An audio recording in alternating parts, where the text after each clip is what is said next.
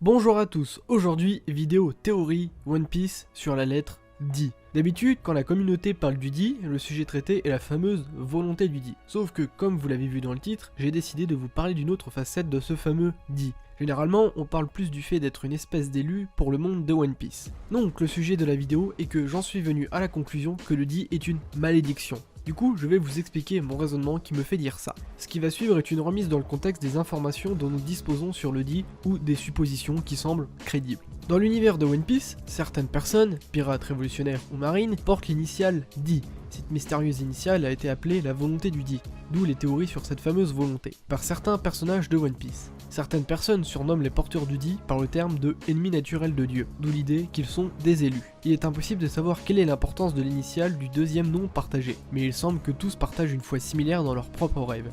D pourrait donc correspondre à Dream, ce qui veut dire rêve en anglais. En outre, les porteurs du D semblent pouvoir résister à des punitions incroyables dans la bataille et se rendent uniquement à la mort lorsqu'ils savent qu'il n'y a aucun moyen de l'éviter. D pourrait donc signifier destin, en anglais destiny. Tous les porteurs du D meurent avec le sourire, tout comme Goldie Roger, Agwar di Saoro, Porgas di Ice et même Porgas di Rouge après avoir accouché. De même, Luffy, croyant qu'il allait mourir à Locktown, à cause de Baggy, voulant le guillotiner, eut un grand sourire, ce qui troubla Smoker qui avait assisté, au même endroit, à l'exécution du roi des pirates, qui avait le même sourire au moment de mourir. Le D représente le mot danger, selon les membres du Conseil des 5 étoiles, où, en quelque sorte, les porteurs du D représentent un danger, vu le grand nombre de perturbateurs, du point de vue du gouvernement mondial, possédant cette lettre dans leur nom. Selon Trafalgar Law, lui-même porteur du D, le D provoquera un raz-de-marée dans ce monde. Dernièrement, Rocinante nous apprend plus sur le D. Dans son pays d'origine, en l'occurrence Marie-Joie, on raconte que si un enfant n'est pas sage, un D viendra le manger. Les anciens de son clan racontent dès qu'un D se fait connaître, celui-ci provoquera une nouvelle tempête. Law, écoutant cela avec effroi, demande si cela signifie qu'il est un monstre. Corazon lui répond « Qui sait, personne ne connaît la vérité ». D peut être donc l'équivalent de démon, car il fait office de croque-mitaine dans certaines légendes. De plus, toujours d'après le récit de Rocinante, certaines personnes dans le monde ont hérité de cette lettre en secret et ces personnes appartenant au clan du D sont nommées ennemis naturels de Dieu par les nobles mondiaux, Dieu faisant référence au dragon céleste. D peut donc désigner diable, devil en anglais, par contradiction avec Dieu, mais le D peut également désigner le mot Dieu lui-même, Deus en latin, si on considère que les porteurs du D sont les descendants des prédécesseurs des dieux actuels, peut-être en rapport avec l'ancien royaume.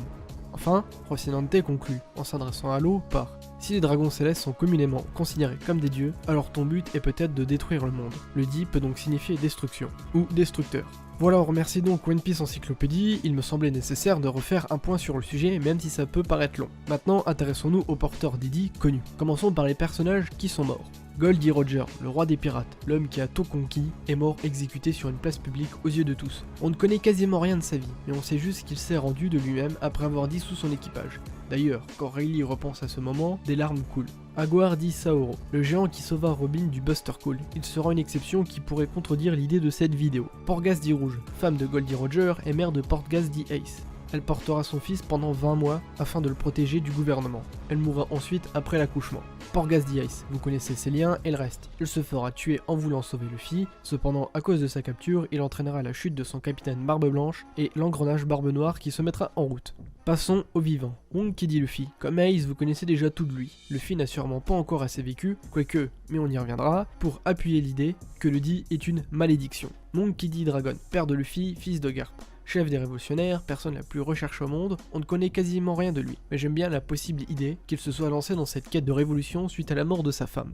Monk qui dit Garp, grand héros de la marine, il a cependant subi un grand choc de voir son fils devenir l'homme le plus recherché, que ses petits-fils, Luffy et Ace qu'il considère aussi de la sorte, soient devenus des pirates. Il s'en voudra beaucoup pour la mort de Ace, encore une fois, vous connaissez les raisons. Marshall dit Teach, grand ennemi pirate de Luffy, il souhaite devenir le roi des pirates et n'hésitera pas à utiliser tous les coups pour y arriver. Trafalgar dit Waterloo, sûrement le plus proche allié pirate de Luffy, en dehors de la grande flotte des Mugiwara. Law a subi une enfance assez compliquée avec la mort de sa famille et celle de Rocinante qui donna sa vie pour le sauver. Toc, nous avons fait le tour. Maintenant, en faisant le point de tout ça, il y a une chose qui me vient à l'esprit. Mais ils n'ont vraiment pas eu de chance dans leur vie, ces gens-là. Oui, on reviendra sur les exceptions plus tard. Pour les personnages morts, ils ont apporté une sorte de grande vague de peine sur leurs proches. Vous me direz, c'est normal.